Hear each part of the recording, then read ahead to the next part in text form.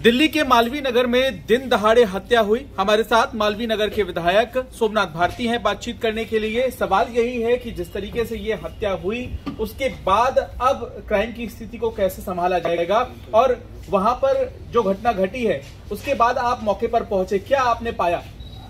देखिए, चूंकि वो जिस पार्क में घटना घटी है उस पार्क में मेरा आना जाना होता है।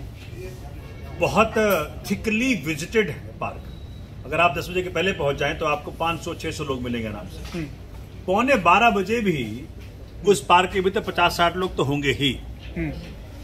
लेकिन मुझे समझ में नहीं आ रहा कि 150 मीटर की दूरी पे जब थाना हो, 10 मीटर की दूरी पे डीडीए पार्क है, उसके सिक्योरिटी गार्ड्स हों, ऐसे माहौल में कोई व्यक्ति एक आयरन रॉड ला करके उस लड़की को इतना पीटता है कि वो मर जाती है ऑन द स्पॉट। ऐसा मनोबल कैसे आया आपराधिक रूप में? अपराधियों का मनोबल इस प्रकार से सातवें आसमान कैसे छू रहा है? क्या कानून का खौफ खत्म हो गया है? पुलिस का खौफ खत्म हो गया? इसका कारण क्या है, ये जानना बहुत जरूरी है।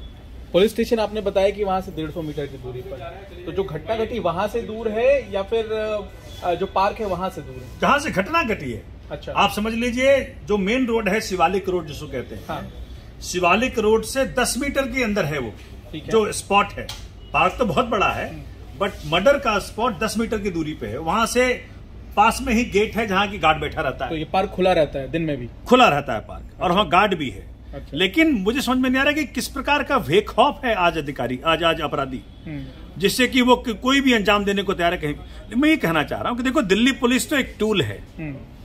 अगर दिल्ली पुलिस से सही मायने में आपको दिल्ली के जनता की हिफाजत करवानी है, दिल्ली की बहन बेटियों की हिफाजत करवानी है, दिल्ली में क्राइम खत्म करवाना है, तो राजनीतिक अकाउंटेबिलिटी फिक्स करना पड़ेगा। किसकी अकाउंटेबिलिटी? राजनीतिक तौर पे आप मान के चल रहे हैं कि किसी से आप संपर्क करेंगे क्योंकि इतनी बड़ी घटना हुई है, तो क्या आप एलजी से मुलाकात के लिए जाएंगे, गृह मंत्री को पत्र लिखेंगे, उनसे आप संज्ञान लेंगे? क्योंकि पुलिस तो आपके पास है नहीं। बिल्कुल ठीक कहा आपने। संवैधानिक रूप में दिल्ली के सरकार के पास 3 दायित्व संविधान ने नहीं दिए हैं। हाँ। Police, law and order and land. तो जनता ने जो दायित्व जिसको दिया है उस पर सवाल तो किए जाएंगे।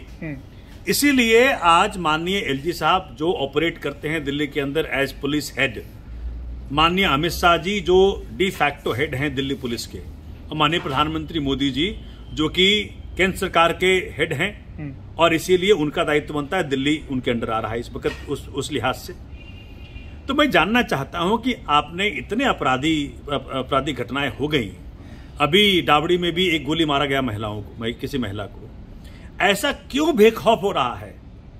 और दिल्ली ही नहीं, पूरे देश में इस प्रकार की घटनाएं घट रही है। मणिपुर में ऐसा विभत्स घटना घटा, पूरे देश को शर्मसार कर गया, लेकिन माननीय मोदी जी मौन बने हुए, चुप हैं।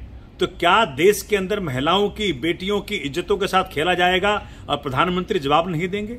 और जो पूछेगा उसको पार्लियामेंट सस्पेंड कर देंगे?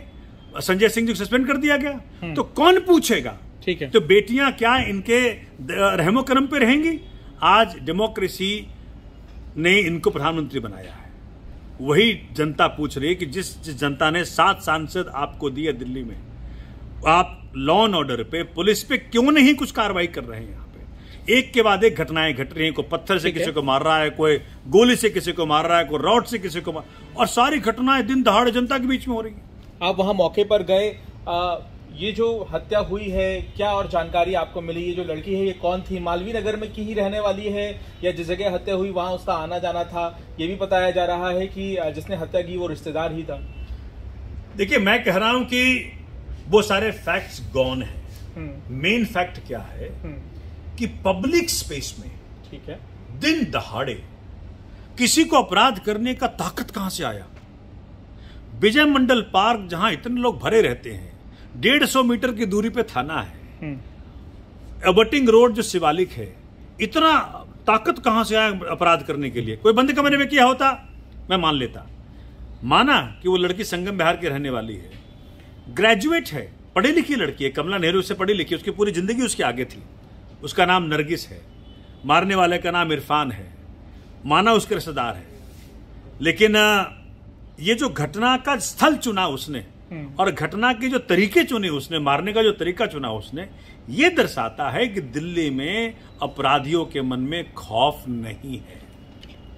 यही मैं बार उजागर करना चाहता हूं और ये पूछना चाहता हूं मोदी जी से कि आपके पास राजस्थान में इलेक्शन कैंपेन करने को बहुत वक्त है, लेकिन ना मणिपुर पे बोलेंगे, ना दिल्ली घटना पे बोलेंगे, ना उन्नाव पे बोलेंगे, ना बृजभूषण सिंह पर बोलेंगे। ये भाजपा की मानसिकता का कारण है कि आज नरगिस की जान गई।